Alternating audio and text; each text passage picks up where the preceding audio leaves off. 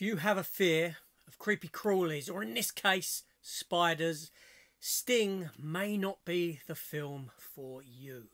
However, did this film have me caught in its web, or is this one that I can just stump underfoot? Let us find out.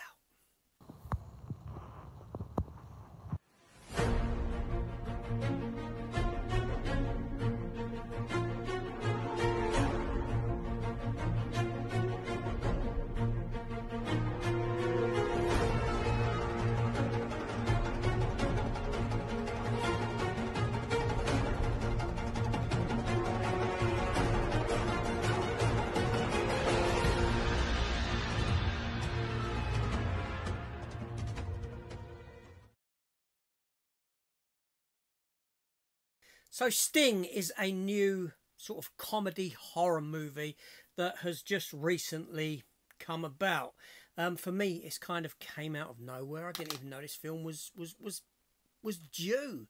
It's written and directed by Kia Roach Turner. The film has a runtime of 1 hour and 32 minutes, and it is rated R. It's about a giant spider. Well, it isn't giant at the beginning. It's very tiny, but it becomes big and, well, it starts eating people, starts killing people. What more is there to it than that? You know, we haven't had a giant spider film since Eight-Legged Freaks, as far as I can recall. There may have been some cheapy ones, there probably have been. But this film here, it kind of mixes arachnophobia, Eight-Legged Freaks, with a splattering of aliens, believe it or not. So this film follows the character of Charlotte, the aptly named Charlotte, no web, played by Alila Brown. She's a young girl that's living in this apartment block in New York. It's snowed in. It's a very isolated kind of setting, and we are introduced to her family, her mother, her stepfather, baby brother, and other residents in the house. And we even have a comic relief exterminator as well thrown into the fray. And this film starts with a meteorite that's out of perspective. It looks big. It's flying over this city. It crashes through this window, only it's very, very small. It's tiny, it's minuscule. It crashes into a dollhouse, only it's not a meteorite. It's actually an egg that opens up, and out crawls this tiny little spider. An alien kind of spider. It's an arachnid. It looks like a spider, but it obviously came from up there somewhere in the stars. Anyway, so we get this wonderful opening, right?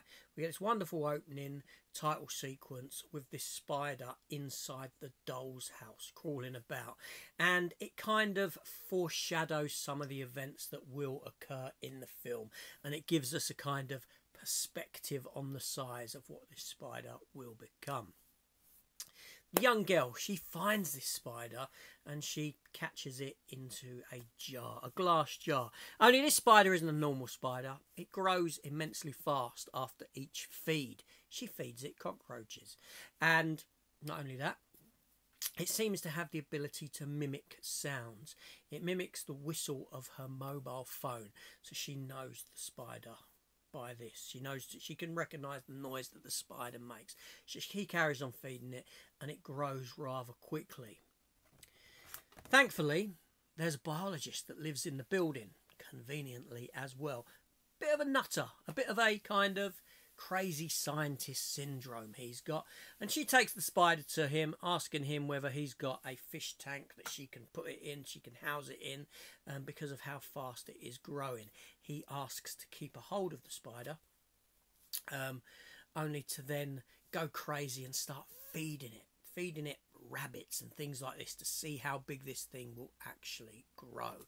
The spider is quite clever. It's intelligent. It has the ability to get out of the little glass jar when it's in it, and it goes on feeding frenzies, starting with things like parrots, working its way up to dogs, cats, things like that in the building before it turns on to people.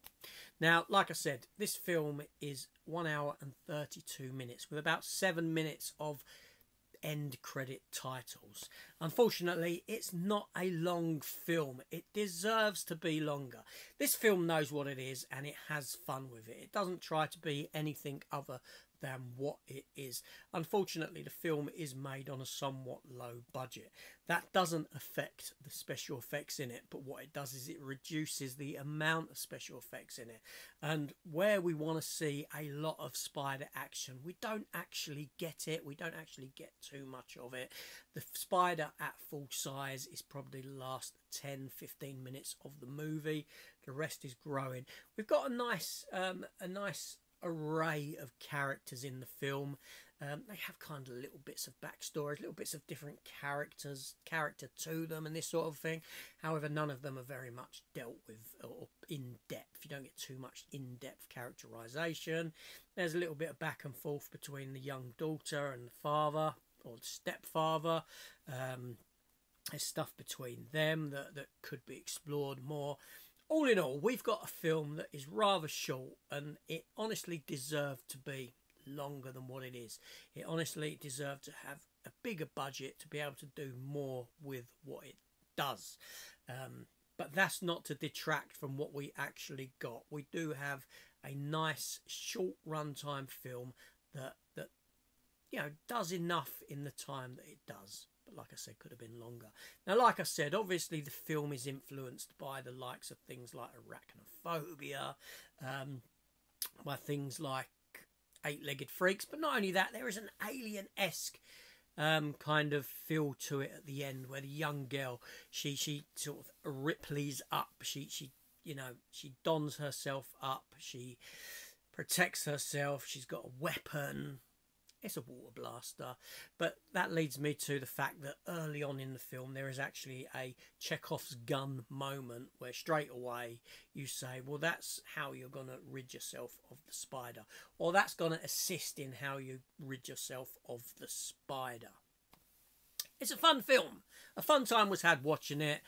You can't go wrong watching this film, only you will come away thinking they could have done a lot more with it.